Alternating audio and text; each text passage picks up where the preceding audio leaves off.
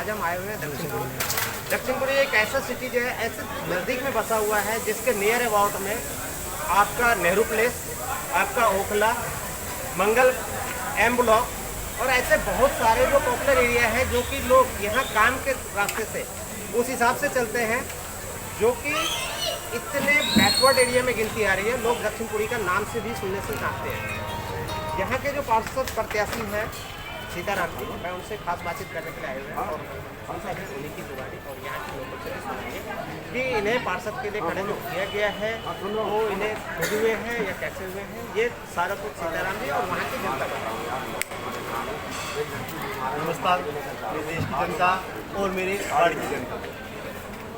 जैसा कि सर ने बताया कि हमारे आसपास में पास में हमारा नेहरू प्लेस जो आईटी के लिए प्रमुख क्षेत्र माना जाता है, पास में उसके बिल्कुल पास में औद्योगिक क्षेत्र ओखला, हमारे बिल्कुल पास में है एम ब्लॉक जहाँ पर पूरी सुविधाएं उपलब्ध हैं। नाली नाले इनकी तो कोई गिनती नहीं है, यानी वहाँ इतनी सुव्यवस्थित तरीके से व्यवस्था की गई है कि कुछ कहने की नहीं है।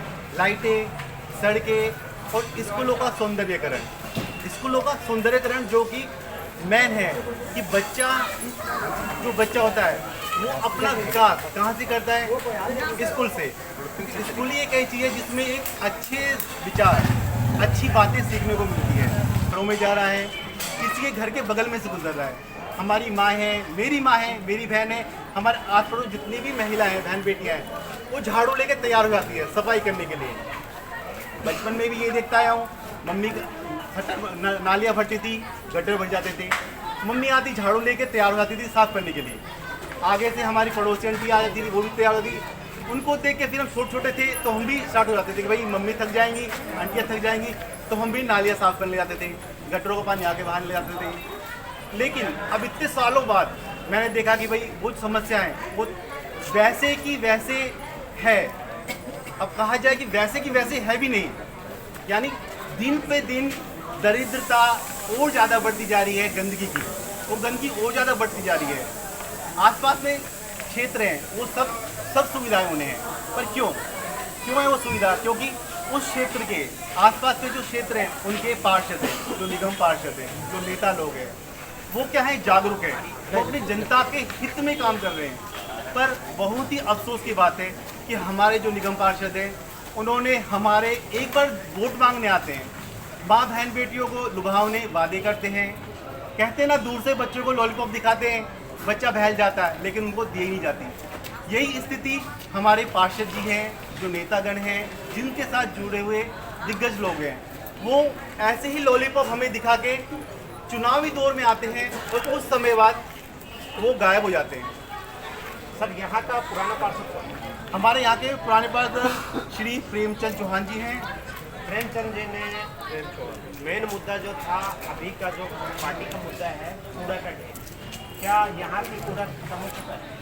देखिए, कूड़ा का ढेर एक मुद्दा है जो एमसीडी के कर्मचारी के लिए उन्होंने यूज़ किया कि एमसीडी के कर्मचारी उसमें काम नहीं करते, सफाई नहीं करते। तो कर्मचारियों से काम करवाना तो पार्षदों का भाई काम है। यही बात, इसी मुद्दे पे मैं आ रहा हूँ, क्योंकि भाई काम तो जब होगा ना जब निगम पार्षद हमारी समस्या को सुनेंगे, वो कर्मचारियों से मिलेंगे, उनकी समस्या सुनेंगे, हमारी समस्या सुनेंगे, तभी तो वो आगे बढ़कर अपना काम करेंगे। लेकिन क्या हो रहा है, वो ना कभी एमसीडी के कर्मचारियों से मिलते हैं, ना उनकी समस्या सुनते हैं, ना ही हम जनता के पास दोबारा लौट के आते हैं।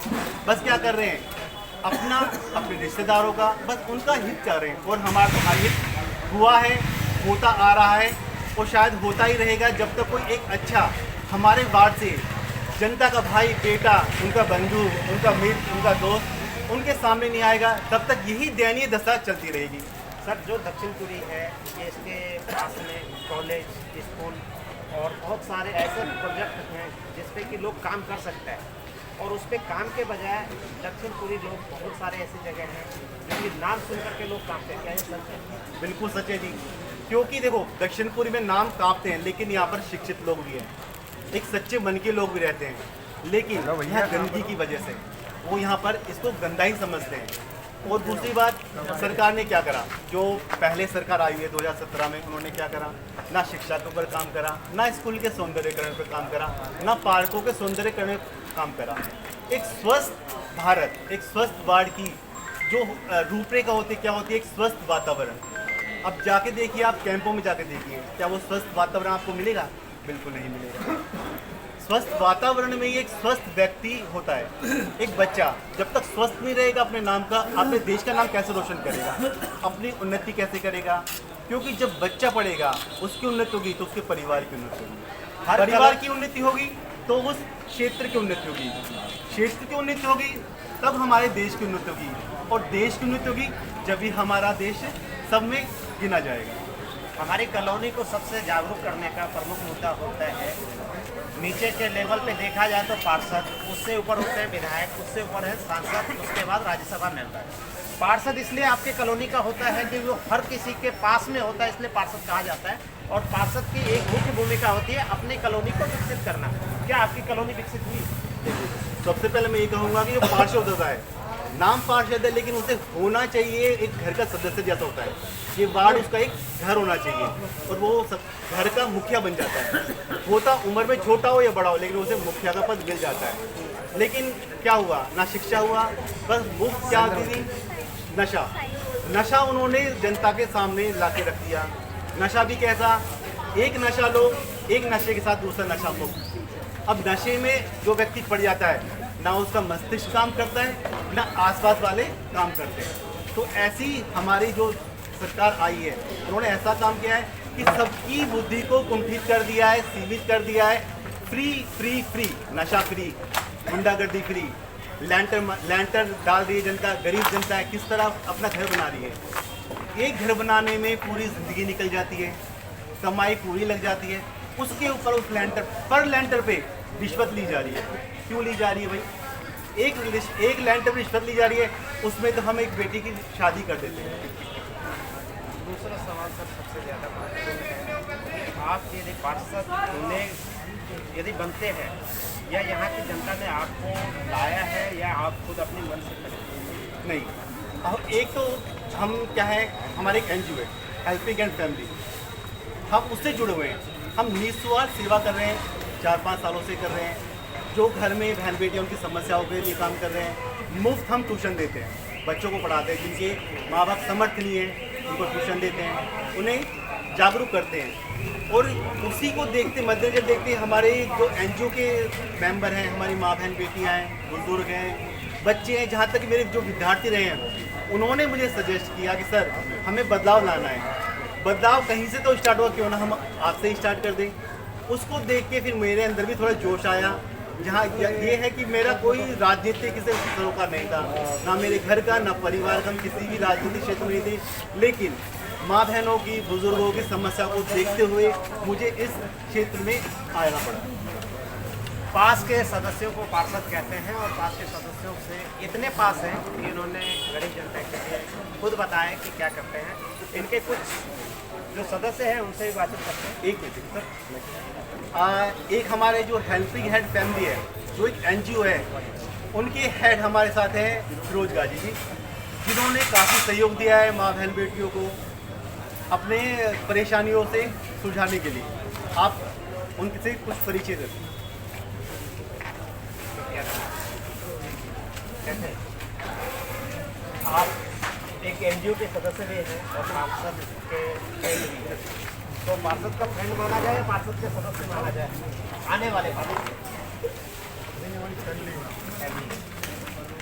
तो आप इन्हें चुनाव में खड़े किए हैं या लोगों की समस्या को देखते हुए अपने लोगों की समस्या देखते हुए हमने अपने टीम के मेंबर को खड़ा किया है कि बहुत से काम ऐसे होते हैं उसके लिए पास्ता या एक टीम को मजबूत होना बहुत जरूरी है।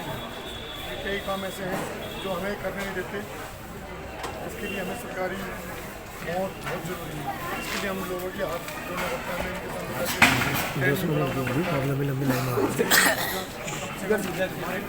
पार्टी के निगम पार्षद होगा तो आप तो लोगों की समस्याओं के लिए ही पार्षद के पास खड़े होते हैं और पार्षद जो होते हैं लोगों की समस्या के निदान दिलाते हैं। फिर आपके पास समस्या लेकर के आना और लोगों के बीच में जाना। इधर से माता जी मुद्दा काफ़ी दिक्कत के अंदर ये हमारे वोट का स्कूल है। उनकी दुकान फीकी पकवान बिल्कुल सही।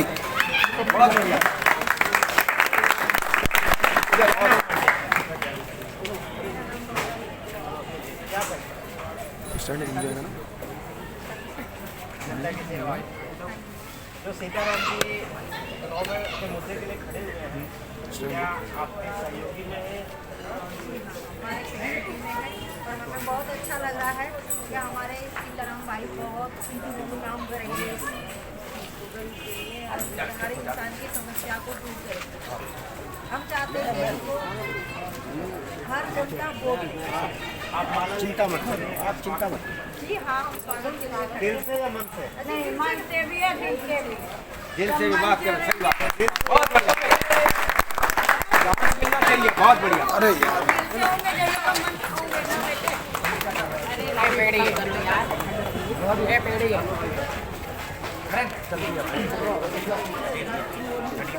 क्या नाम हुआ? जानकी जी। जानकी जी, आपके नाम के रिलेशन में बहुत अच्छा कॉम्बिनेशन बनता है सीताराम। ठीक है, क्या सच है? आपके बेटे समान जब बेटा ही नहीं नाम होगा, है फोटो खिंचवा रहा, जब बेटा नहीं होगा जब तो तरक्की आएगी ना बेटे की माँ आशीर्वाद देगी। क्या नाम हुआ? ओ भाई, क्या बात है, यहाँ पे जानकी जमुना सारे ऐसे संगम मिलन हो रहे हैं और नाम भी सीताराम, जो कि इस कॉलोनी को एक संगम के रूप में लाने के जा रहे हैं। अब जनता तय करती है लाते हैं या नहीं लाते हैं, और इनका सहयोग किस हिसाब से होता है। आंटी, आप माला लेकर के खड़ी हैं और आप कैसे दिल से नहीं मानते हैं? प्यार से, दिल से। आगे चले, आगे चल करके इन्हें अपना होगा। जीतने में कितना समर्थ है? एक जीत के आ रहे हैं। एक दिल से जो आवाज़ निकलती है वो इस हिसाब से निकलती है कि सारे गंगा जमुना और सारे तहजीब हैं और इस कॉलोनी में यदि मिलते हैं तो इस हिसाब से देखा जाए। एक सिख भाई है, अभी हमने आपको एक मिलाया है जो राजनीतिक एक होता है। आजकल का मैक्सिमम मुद्दा बन चुका है धर्म की राजनीति। धर्म की राजनीति से उठ करके जो समाज में रहता है उनके लिए कोई धर्म नहीं होता है, एक समाज के धर्म होता है। उस समाज में अभी हमने फिरोज जी से मिलवाया है, सीताराम जी से मिलवाया है, जो कि दोनों का एक कॉम्बिनेशन देखा जाए तो नाम में ही दिख जाता है कि क्या है। अभी एक सिख भाई साहब से मिलाते हैं जिनका धर्म में तीसरा धर्म भी आएंगे और चौथा धर्म भी आएगा। तो क्या नाम?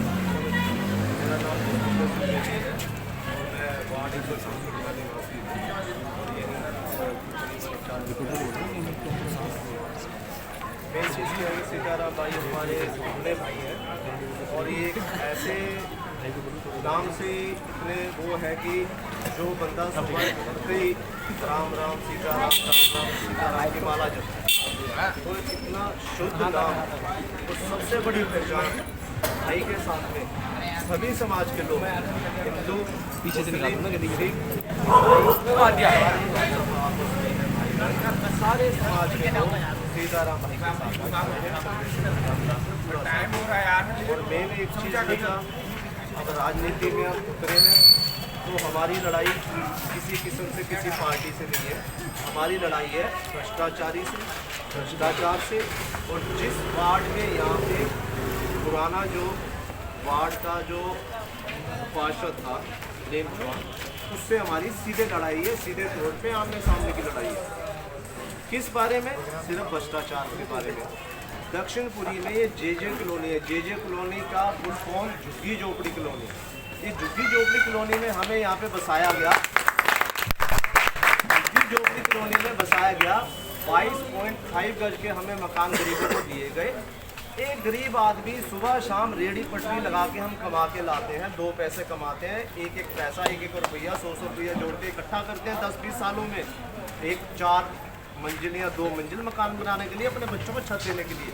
जैसे घर बनाना शुरू करते हैं, ये पुराना निगम पार्षद झाड़ू वाला अपना जेई भेज देता है, इससे लाखों रुपया वसूलो, नहीं तो तेरा मकान गिरा देंगे। एक गरीब आदमी, गरीब महिला, गरीब किस्म का आदमी जे कॉलोनी में एक मकान बना रहा है, किस तरीके से पैसा इकट्ठा करके अपना मकान बनाता है, और ये लोग धमकियां देते हैं तुम्हारा मकान गिरा देंगे, हमें 5 लाख दो, इतना लो। आज की डेट में ये झाड़ू वाले ने, प्रेम चौहान ने 50,000 रुपये से लेके 2 लाख रुपये पर लेंटर का रेट निकाला हुआ है। तो इस चीज़ का विद्रोह हमारा सरेआम है। हम भाई की मदद करने आए हैं, भाई के साथ में खड़े हैं, फिरोज भाई के साथ में खड़े हैं इस भ्रष्टाचारी को हराने के लिए। गली में झाड़ू, जेब में झाड़ू, गली में झाड़ू या जेब में झाड़ू? झाड़ू ना जेब में ना गली में, झाड़ू ना तिनका तिनका।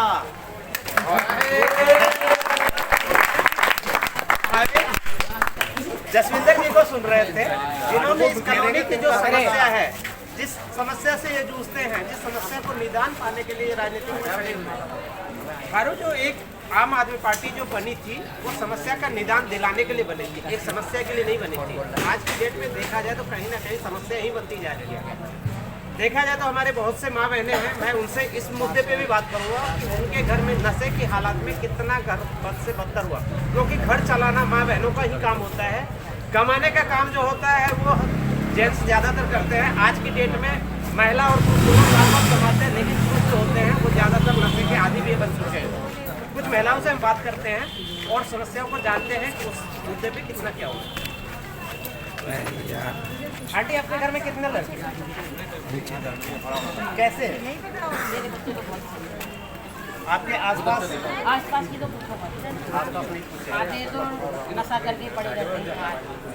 गली में आधे नशा तो यहाँ तो नशा तो डबल मिल रहा है, तो आधा कैसे करते हैं? मतलब जितना भी है, मैं देखती हूँ अपनी गली में, मैं तो क्या बोल सकते हैं आप। नशे का आधा करने के बजाय तो यहाँ डबल करने के लिए रेट दिया गया, फिर भी आधा करते हैं। मतलब देखती हूँ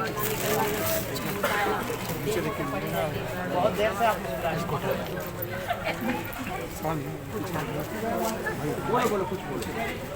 कुछ समस्या है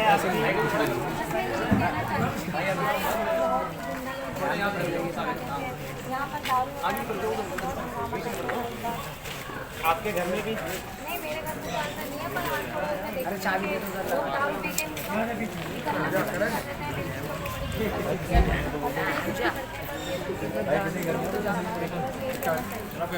समस्या तो हर तरीके का है, हो सकता है घर में भी हो, लेकिन बोलने से लोग बहुत शर्माते हैं। कैसे हैं जी आप? आंटी ये बताओ, आपके घर में कितने बच्चे नशे वाले?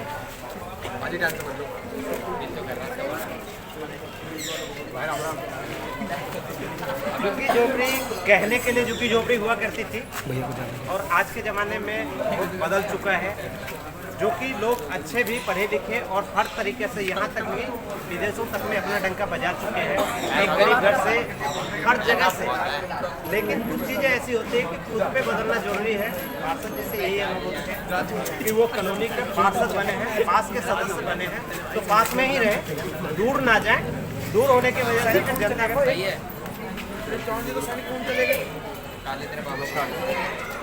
प्रेम चौहान जी कहाँ से लेके ना, प्रेम चौहान के साथ मैं लगा हुआ था, दिन रात मैंने मेहनत करी प्रेम चौहान के लिए।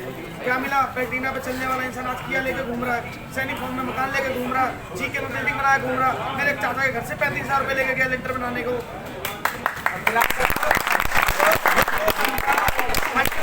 टिकट लेके आया है, उस टाइम जनता को इतना उसने लूटा, जब फ्री में उसको टिकट मिली। आज जब उसको टिकट पैसों से वो टिकट लेके आया तो जनता को कितना लूटेगा वो आप समझ सकते हैं।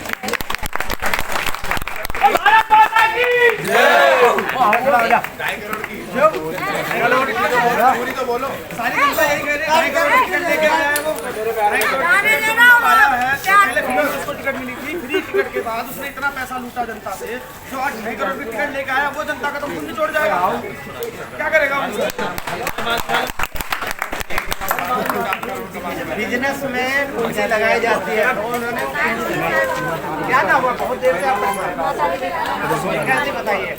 ये बंदा जो मैं तो नाम नहीं जानता, जो झाड़ू वाला है यहाँ का, ये किराए पे रहता था, एक किराए पर रहता था, आज 4-4 गाड़ी का मालिक है और फरीदाबाद में 100 गज की कोठी बना के बैठा। ये जनता का पैसा ही तो है।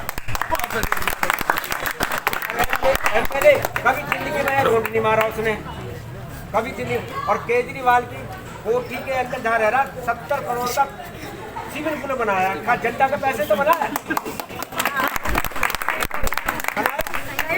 ये पढ़े लड़के को हम चुनाव के लिए जा रहे हैं, एक चांस देना चाहिए बच्चे को।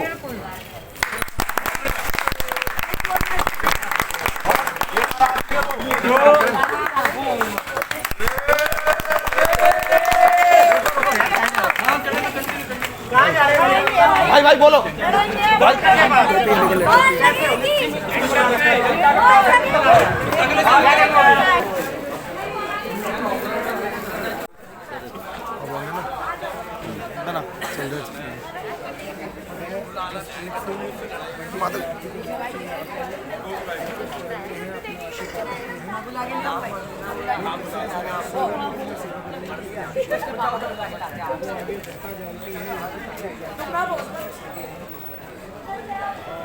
मेन अभी मेरी बहन ने यहाँ पर मेरे साथी और बुजुर्गों ने कुछ कहा कि दारू पी के लोग परेशान करते हैं, जैसे ये समस्या बताई। देखिए लॉ एंड ऑर्डर हमारे यहाँ पर बहुत तंदुरुस्त है, पुलिस बहुत मुस्तैद है, बीट ऑफिसर बीट में घूम रहे हैं, SHO साहब बकायदा सब कुछ मुआयना कर रहे हैं इलाके का।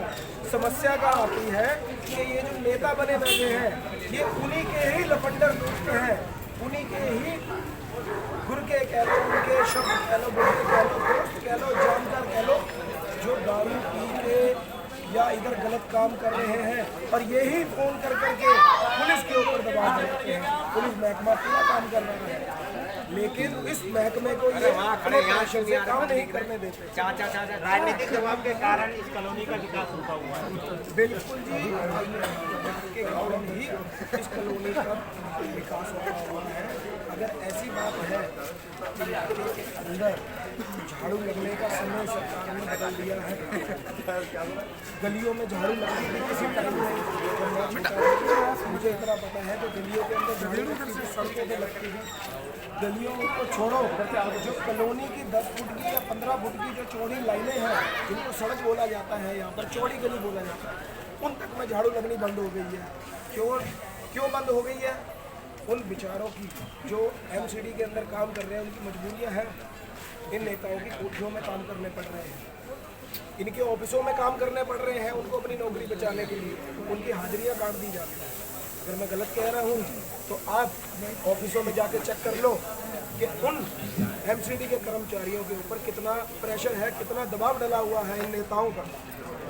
काउंसलर अलग दबाव डाल रहा है, विधायक अलग दबाव डाल रहा है। तो मेरी आपसे यही नम्र और मेन सबसे बड़ी बात, पढ़े लिखे उम्मीदवार को आप जिताएं। हमारे भाई जो सीताराम जी हैं, BA, B.Ed, AA किया हुआ कैंडिडेट है। मैं अगर गलत कह रहा हूँ, आप भाई साहब न्यूज़ रिपोर्टर हैं, चुनाव आयोग की साइड में जाकर इनके घोषणा पत्र में आप पढ़ लें कि इनकी पढ़ाई कितनी है और बाकी उम्मीदवारों की कितनी पढ़ाई है। तीनों पार्टी के उम्मीदवारों की पढ़ाई मिला के इस अकेले उम्मीदवार की पढ़ाई की जितनी पढ़ाई नहीं है, तीनों पार्टी के, चाहे BJP से खड़ा है, चाहे कांग्रेस से खड़ा है, चाहे झाड़ू से खड़ा है। तो मैं आपसे यही कह रहा हूँ, पढ़े लिखे को दें, किसी पार्टी को, किसी जाति को, किसी धर्म के नाम पे आप वोट मत दें। मेरी आपसे यही निवेदन है कि आप पढ़े लिखे उम्मीदवार को जिताएं, देश का, मोहल्ले का भविष्य है। धन्यवाद। आपका बच्चा यदि आपके साथ है आपका ही विकास करेगा। कहीं बाहर का यदि आता है तो वो बिजनेसमैन बन करके आएगा। इस कॉलोनी में यदि चुनाव प्रचार में या किसी चीज़ में वो अपना इन्वेस्टमेंट किया है तो आपसे ही असूलेगा, कहीं बाहर से नहीं असूलेगा। ये जनता का रूल है और मार्केट का रूल है। मार्केट में यदि उन्होंने पैसा टिकट से खरीदा है या किसी भी तरीके से खरीदा है तो वो आगे चल करके उन्हें 2 गुना 3 गुना जरूर करेगा। ये आपके अपने ऊपर निर्भर करता है कि आप आने वाले चुनाव में अपने आप को खरीदते हो या अपने आप को बेचते हो। जनता तय करती है और जनता को देखते हैं 4 तारीख को क्या रुझान आती है और कौन पार्षद बनता है, कौन पार्षद नहीं बन पाता है, ये जनता तय करने वाली। जनता सर्वोच्च होती है और जनता अपने मतों को जरूर पहचाने और 4 तारीख को वोट करने के लिए जरूर निकले और अपने मन के मुताबिक वोट करें। जो आपको सही लगे, जो गलत लगे, उन्हें आप अपने मत के द्वारा अपने आप को पहचाने और अपने आप को जाने। धन्यवाद दोस्तों। आज सुन रहे थे दक्षिण पूर्व से एक बार।